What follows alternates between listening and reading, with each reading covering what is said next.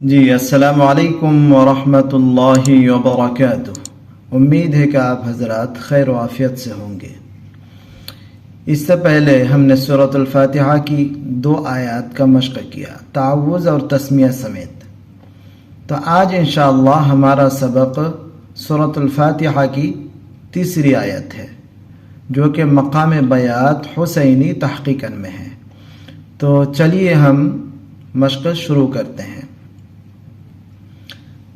सूरतुल फातिहा की 3री आयत में मकाम बयात हुसैनी में पढ़ने के लिए 4 बातों का ख्याल रखना ज़रूरी है। नंबर 1, मालिकी के अंदर लाम तक आवाज़ सीधी रहेगी। नंबर 2, काफ में आवाज़ घुमाया जाएगा, मालिकी के काफ में आवाज़ घुमाया जाएगा। नंबर 3, यौमी, यौमी में वाव जो है ना, वाव में आवाज़ को घुमाया जाएगा। नंबर 4, अद्दीन, दीन के या में 5 स्टेप्स हैं।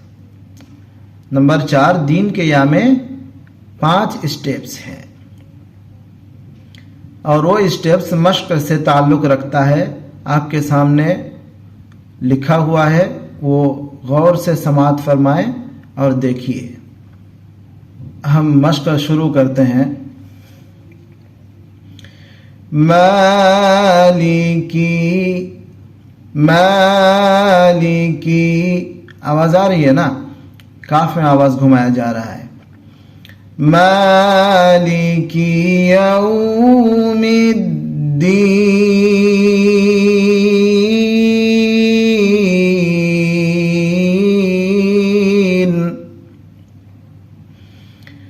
मालिकी यौमिद्दीन।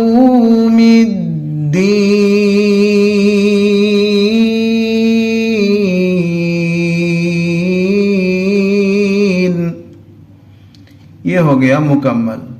अब हर एक को अलग अलग करते हैं। क्या बताया गया? माली तक आवाज़ बिल्कुल सीधी रहेगी, काफ में आवाज़ घूमेगी, यऊ के वाव में आवाज़ को घुमाया जाएगा और दीन में 5 स्टेप्स है। तो हर एक को अलग अलग मश्क करते हैं। माली, ये सीधा हो गया, काफ में आवाज़ को घुमाया जाएगा।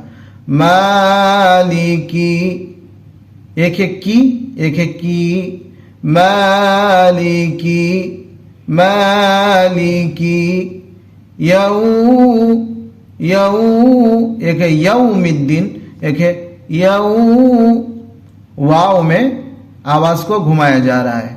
मालिकी यौमिद्दीन,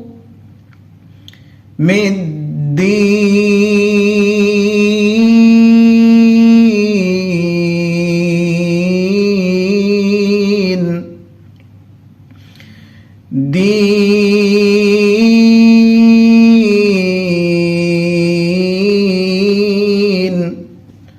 मालिकी यौमिद्दीन।